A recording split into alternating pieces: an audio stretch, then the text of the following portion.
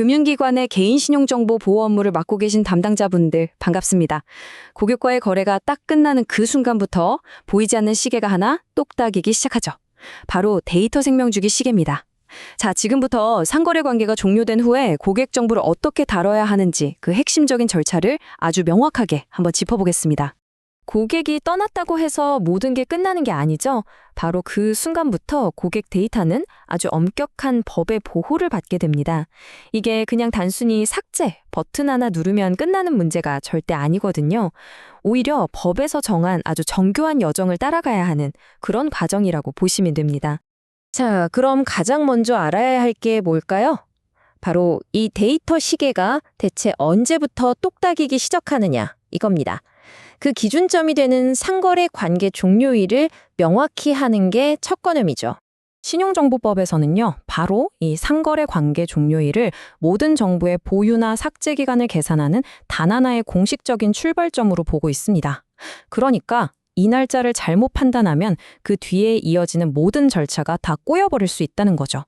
정말 중요합니다. 그럼 구체적으로 어떤 경우를 종료로 볼 수 있을까요?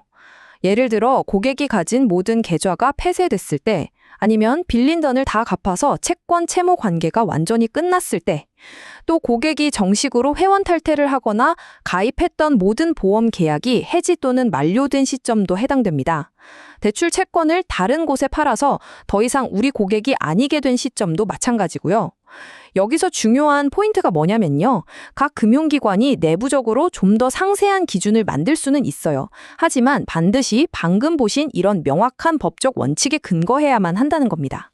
자, 이렇게 상거래 관계 종료일이 확정되고 시계가 돌기 시작하면 고객 데이터는 아주 중요한 갈림길에 서게 됩니다. 딱 한 가지 기준에 따라서 앞으로의 운명이 완전히 달라지거든요. 바로 이겁니다. 고객 정보를 선택적 정보와 필수적 정보 이 두 가지로 나누는 건데요. 보시면 아시겠지만 이 둘은 처리 기한이 하늘과 땅 차이죠. 예를 들어 취미나 마케팅 동의 여부 같은 선택적 정보는 거래 종료 후 딱 3개월 안에 삭제해야 하고요. 반면에 이 정보가 없으면 애초에 거래가 불가능했던 신원 정보나 거래 내역 같은 필수적 정보는 최대 5년까지 보관할 수 있습니다. 자, 그럼 이 필수 정보를 최대 5년 동안 보관한다고 했잖아요. 근데 이 5년이 그냥 데이터를 가만히 묵혀두는 시간이 절대 아닙니다. 보안 수준을 점점 더 높여가는 아주 체계적인 2단계의 여정이라고 할 수 있어요. 법에서는 이 민감한 정보를 단계적으로 더 안전하게 잠그라고 요구하고 있습니다. 먼저 1단계로 거래가 끝나자마자 바로 현재 거래 중인 다른 고객들 데이터와 분리해야 하고요. 2단계에서는 한 걸음 더 나아가서 아예 별도의 데이터베이스나 테이블에 옮겨서 훨씬 더 강력한 접근 통제를 적용해야 합니다. 이 표를 보시면 더 명확해지는데요. 1단계에서는 일단 기존 고객 정보에 접근하던 권한이랑 분리하고 일반 직원들은 조회를 못하게 막는 수준의 조치가 필요합니다.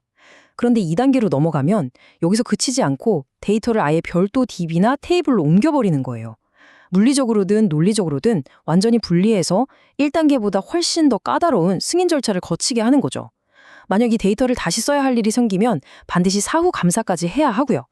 그런데 이 5년이라는 시간이 흘러도 데이터를 계속 보관해야만 하는 특별한 경우가 있을 수 있잖아요. 네, 맞습니다. 법에서도 아주 구체적인 예외 사유들을 정해두고 있습니다.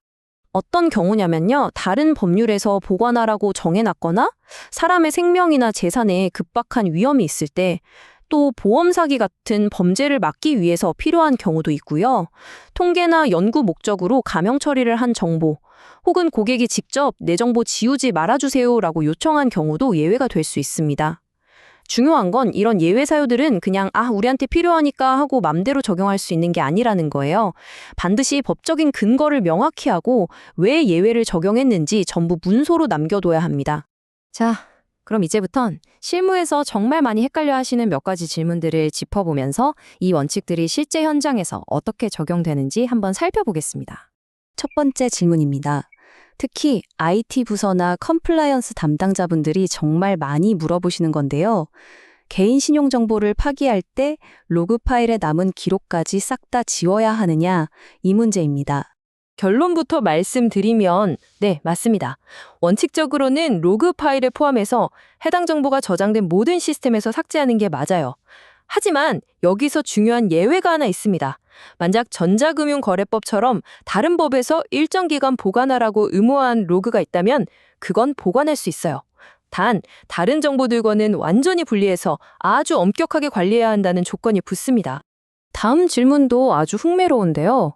우리 회사에 대출을 신청했다가 거절당한 분들 있잖아요.